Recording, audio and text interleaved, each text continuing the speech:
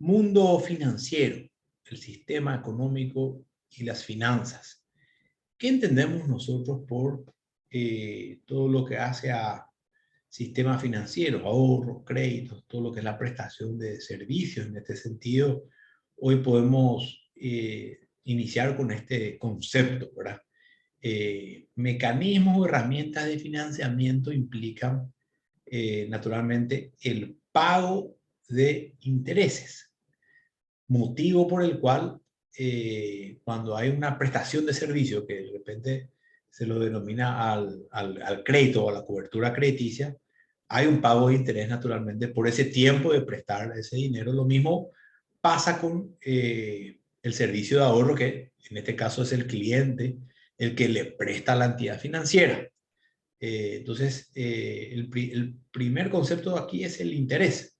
Si nos retrotraemos a la Edad Media, vemos que los representantes escolásticos empezaban a criticar el concepto de interés, definiéndole como la extorsión de bienes del deudor por parte del acreedor. Es decir, ellos sostenían de que el interés era como una suerte de amenaza tácita al que tomaba el crédito, tomaba prestado, de eventualmente quitarle sus posesiones. Entonces, a costa de una suerte de un dinero mayor a devolver. Si prestaba 100, le tenía que devolver en ese entonces 200. Eran tasas bastante usurarias, consideraban en ese entonces los escolásticos. Los escolásticos eran representantes de la iglesia en la Edad Media. Entonces, bueno, el crédito en sí y el interés se lo vio como usura. Y la usura era considerada pecado. Hasta ahora mismo, ¿verdad? Uno habla de usurero y ya automáticamente es como pecado, ¿verdad? Entonces eso ya está acuñado a nivel de iglesia. Sin embargo, a través del tiempo y del crecimiento económico, el sistema de ahorro y crédito fue creciendo, incluso abarcando cooperativas con tasas mucho más blandas y más flexibilidad de programas, e incluso para la vivienda. En ese aspecto hoy es una necesidad y que de hecho apoya y bastante a la producción también. Entonces, ya ese concepto de crédito y asociarlo con usura ya no corre. Sin embargo, cuando hablamos de un préstamo personal de una persona a otra y estamos hablando de tasas muy elevadas, por encima del 60%, ahí sí consideramos tasas usurarias. Entonces eso puede llegar a ser incluso denunciado, la SUCOP, entre algunas entidades que uno puede acudir, ¿verdad? Motivo por el cual, la SEDECO también, motivo por el cual hoy día la misión un poco del sistema financiero es tratar de ordenar todo este mundo. Hay un árbitro, que es el Banco Central, una entidad autónoma, independiente de lo que es el Estado realmente, o trata de buscar esa autonomía y procura equilibrar con una política monetaria. Esto es un poquito más para adelante, pero a modo nada más de comentario. En ese aspecto que me gustaría entonces ir iniciando esta reflexión realmente, buscando tratar de mostrarles brevemente cómo funciona el sistema financiero, ¿verdad? Primeramente, cuando hablamos de inversiones, las personas se acercan normalmente a la hora de querer invertir, se acercan normalmente para tratar de, a las entidades financieras, digo, para tratar de buscar un crédito. Entonces quiero un crédito para invertir. Si ve una tasa de interés que es relativamente alta, por lo general suele desanimarlo y deja de invertir. Entonces, bueno, se busca en realidad a través del Estado y el Banco Central que las tasas estén relativamente bajas, de manera que se afiance la inversión y que se generen puestos de trabajo y producción. A lo que voy, las políticas económicas buscan tender a que el sector privado consiga un financiamiento barato, versus el ahorrista, ¿verdad? El ahorrista busca al revés, el interés más alto, ¿verdad? Y hay veces que hay ciclos económicos que pueden favorecer o pueden perjudicar. Días antes de la pandemia, cuando empezaba, las tasas fueron para arriba, ¿verdad? Hoy estamos de vuelta por debajo. Ciertamente, cuando hay un poco de crisis realmente en una economía, cuando hay un poco de crisis, ¿qué es lo que normalmente ocurre? La gente quiere especular, es decir, empieza a ahorrar, ¿verdad? En vez de invertir, empieza a ahorrar porque ve que la economía, hay un riesgo implícito en la economía para en ese momento generar políticas de inversiones, comprar mercadería, las fronteras estaban cerradas en ese entonces no había mucho motivo para empezar a invertir. Entonces, bueno, el exceso de liquidez fue una característica de las principales cooperativas, bancos y financieras, y necesariamente tuvieron que bajar las tasas de intereses en general, tanto para créditos como para ahorros. En ese sentido, al bajar las tasas de intereses, ¿qué es lo que ocurrió? Empezaron a mejorar las colocaciones. Hoy día hay más colocaciones de crédito, hay más dinero circulante, ¿verdad?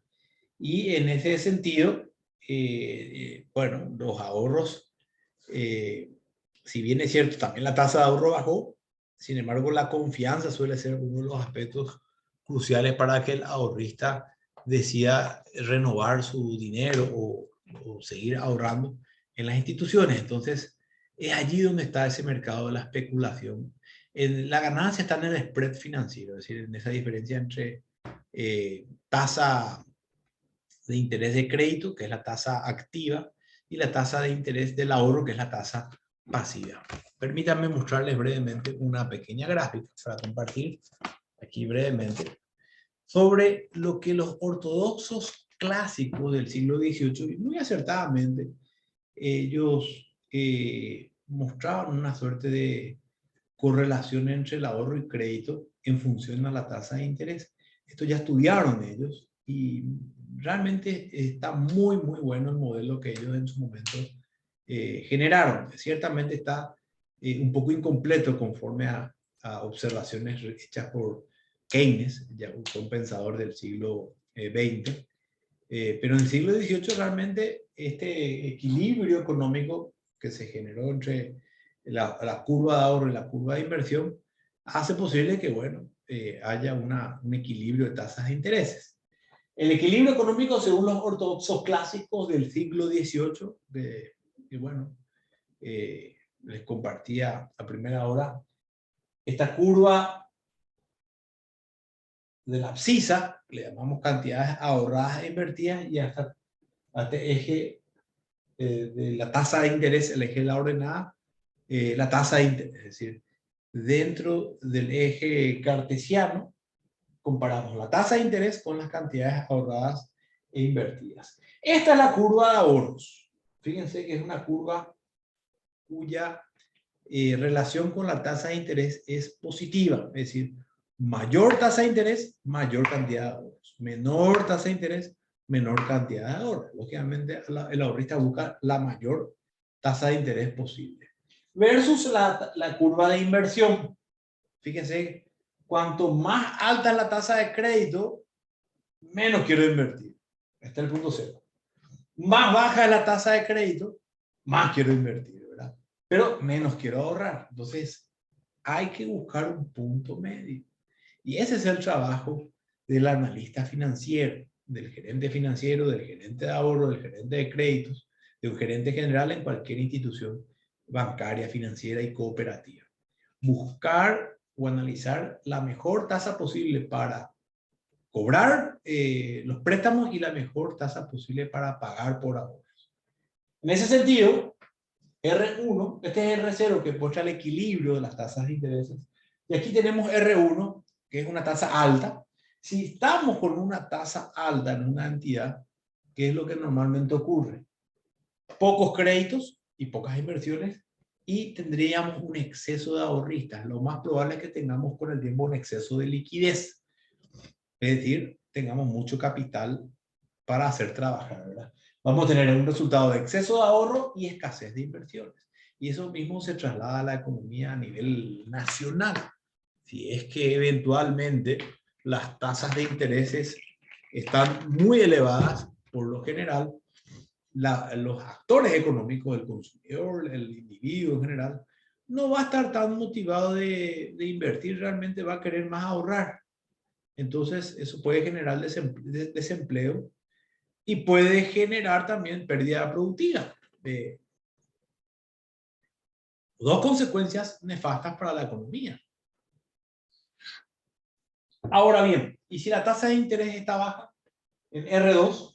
Aquí tenemos una situación bastante ideal, porque es cierto, se desestimulan los ahorros y se estimulan las inversiones. Es decir, yo quiero quitar un crédito para invertir, compro más mercaderías y además el ahorrista, en vez de ahorrar, va a decidir usar su dinero para hacer inversiones, ¿verdad?, de otro tipo, y eso genera puestos de trabajo. Entonces, exceso de inversiones y escasez de ahorro. La mejor posición es esta de R2. No obstante, aquí tenemos lo siguiente. Si estamos en R2, lo más probable es que en algún momento las entidades financieras, bancarias, cooperativas, se queden sin liquidez para seguir prestando. Van a tener que recurrir al Banco Central probablemente. Y eso podría ser hasta peligroso. ¿Por qué? Porque bueno, todos van a empezar a golpear las puertas del Banco Central y el Banco Central lo que tiene son reservas de divisas para mantener el valor real del dinero. Entonces ahí es ya otro capítulo, ¿verdad? Motivo por el cual no puede estar tan baja tampoco una tasa de interés. Si hay que demasiado ya hay dinámica de crédito, entonces por lo general ya automáticamente las entidades financieras, bancarias y cooperativas suelen subir un poco el precio del capital, es decir, suelen subir un poco la tasa de interés. Llegando cerca del equilibrio realmente, ¿verdad? Cuando el ahorro se iguala más o menos a las inversiones crediticias, es donde estamos en un punto de eficiencia, digamos, en materia de economía. Y en ese aspecto, bueno, el mundo financiero se compone también de otro elemento que se llama tasa de morosidad y previsiones. ¿Qué es la tasa de morosidad? Cuando los créditos están impagos, tarjetas de créditos impagas, entonces a partir de los 61 días de atraso, las deudas empiezan a constituirse en previsiones y se empieza a afectar lo que denominamos el índice de morosidad. Realmente no puede ser superior a 10%. Creo que ya ahí, cuando supera el 10%, hablamos de peligrosidad realmente para esa institución. Lo recomendable es que esté en 4, 5, máximo 6% dentro de ese radio, ¿verdad? Con la pandemia, lógicamente, la mayoría de las instituciones bancarias, financieras y cooperativas tuvieron que reinventarse prácticamente para poder diferir las cuotas de crédito, poder eventualmente refinanciar. Fueron medidas sumamente inteligentes desde el punto de vista de la ayuda también a los clientes. Pero al ahorrista no le puede dejar de pagar. Entonces, finalmente, hubo un problema de descalce en un momento dado, al comienzo sobre todo. Allí, para tener un poquito en cuenta, y esta es la tercera variable, cuando la tasa de morosidad se encuentra muy elevada, eso constituye finalmente pérdidas. Muchos bancos financieros y cooperativas lo que hacen es vender sus carteras para tratar de constituir menos previsiones y así afectar lo menos posible a sus utilidades. Pero también se te reduce tu activo. Es decir, al final otra vez vas a tener un exceso de liquidez, vas a estar pagando más intereses a tus ahorristas de lo que cobras a tus prestatarios. Entonces, no es tan recomendable hacer ese tipo de operaciones. Lo que te conviene a vos como entidad financiera es seguir cobrando tus intereses en concepto de créditos, ¿verdad? La concesión de crédito hay que cuidar muchísimo. O sea, tus analistas tienen que ser de primer nivel, los analistas de créditos, los asesores de crédito tienen que ser de primer nivel. Y ahí es donde a veces tropezamos con la falta de capacitación por parte de los jóvenes, ¿verdad? Realmente hay jóvenes muy valiosos, muy interesantes, y sobre todo hay una connotación de responsabilidad al momento de instruirse, comprender como la lectura del mercado financiero y entender el funcionamiento del mismo. Es clave desde todo punto de vista manejar y comprender las diferentes variables para analizar el riesgo financiero finalmente de colocar, de aprobar o no un crédito. ¿La aprobamos o no la aprobamos el crédito del señor González, del señor Pérez? Diferentes variables. La principal es el flujo de caja. Es decir, si los ingresos superan ampliamente a los egresos de esa persona. Por eso la educación financiera es clave y fundamental. Si una persona quiere gozar de línea de crédito, pues tiene que cuidar su flujo de caja. Reitero, que es el flujo de caja, la sumatoria de todos tus ingresos menos la sumatoria de todos tus egresos, ¿verdad? Y por lo menos tiene que asegurarte un 30-35%, hasta ahí. Después el nivel de endeudamiento, después de eso ya empieza a ser riesgoso, ¿verdad? Y naturalmente te pueden negar el crédito. Otro aspecto es tu cultura de buen pago, tus antecedentes. Si realmente tu antecedente de buen pago se notó responsabilidad, se notó seriedad, entonces usas también una línea de crédito y te renuevan los créditos. Ahora, si no fuiste un buen pagador, por más que muchos podían haber tenido disponibilidad, pero uno se puede también acostumbrar al mal hábito de no pagar al día. Entonces, ahí por lo general, lo que ocurre es que con el tiempo también te niegan los créditos o te piden garantía, un garante, una propiedad de garantía. Entonces, eh, por lo general, el antecedente es clave y fundamental, ¿verdad? Por eso, y para ir un poquito cerrando con este tema apasionante, por cierto, todo lo que hace finalmente al conocimiento de las diferentes herramientas, las tarjetas de crédito, las tarjetas de débito, los tipos de descuento, acuerdos comerciales, todo lo que hace un poco a la comprensión del servicio financiero que prestan hoy las entidades, puede finalmente mejorar nuestra posición como actores dentro de la economía, pero también nos puede hundir, ¿verdad? O sea, de repente nos hacemos de muchas tarjetas de crédito y financiamos y financiamos y vivimos pagando y pagando y pagando intereses en lugar de esperar a hacer las compras. Y conozco también personas que ahorran e invierten, y finalmente del resultante de esas inversiones, de los intereses que cobran por los CDA o las acciones, y después cobran al finalizar el ejercicio por lo que cobran, finalmente eso utilizan finalmente para hacer las compras, ¿verdad? O sea, tratan de posponer sus compras en el presente para hacerlas en el futuro con lo que ganen de intereses, ¿verdad? Son dos miradas un poquito diferentes, pero lo recomendable siempre es tener una visión de largo plazo en relación un poco a este mundo tan apasionante de los negocios y de la microeconomía.